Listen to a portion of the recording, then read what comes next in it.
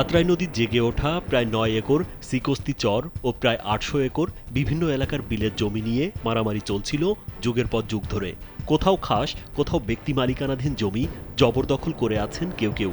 এসব পরিস্থিতি বিবেচনায় শান্তি শৃঙ্খলা প্রতিষ্ঠায় দখল হওয়া জমি উদ্ধার করে ভূমিহীন, হতদরিদ্র ও ডিসিআর হওয়া জমির মালিকদের মাঝে বন্টন করতে উদ্যোগ নিয়েছে প্রশাসন।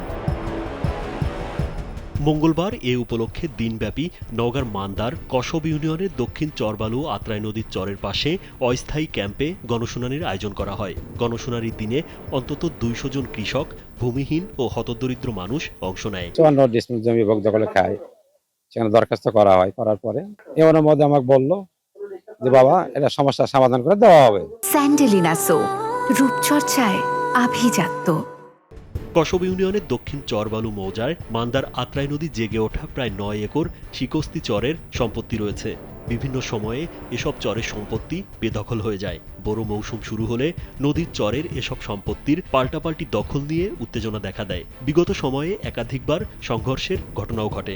এবারেও এ এলাকায় উত্তেজনা দেখা দিলে স্থানীয় প্রশাসন স্পট শুনানির আয়োজন করে। বেদখল করে খাচ্ছিল আওয়ামী লীগের দ্বিতীয় লোকেরা ইউনো মহোদয়ের কাছে আসে, ইউনো মহোদয় আশ্বাস দিয়েছে তোমাকে দেওয়া যাবে। এ বিষয়ে উপজেলা নির্বাহী কর্মকর্তা শাহ আলম মিয়া জানান, সংঘাত এড়াতে গণশুনানির মাধ্যমে কাগজপত্র যাচাই বাছাই করে অবৈধ দখলদারদের উচ্ছেদ সহ সরকারি সম্পত্তি উদ্ধার ও ব্যক্তি মালিকানা সম্পত্তি প্রকৃত মালিকদের বুঝিয়ে দেওয়ার কথা জানান তিনি। প্রকৃত মালিক যারা তাদেরকে এই জায়গাটা বুঝিয়ে দেওয়ার জন্য স্পট গণশুনানির আয়োজন করেছি। এর মাধ্যমে যারা ডিসিআর মূল্যে মালিক তাদেরকে আমরা তাদের জায়গা বুঝিয়ে দেব, যারা ব্যক্তিগত রেকর্ডীয় মালিক তাদেরকেও তার জায়গা বুঝিয়ে দিব, এবং বাকি যেগুলো আমাদের সরকারি জায়গা সেগুলো আমরা সরকারিভাবে নিয়ন্ত্রণে নেব।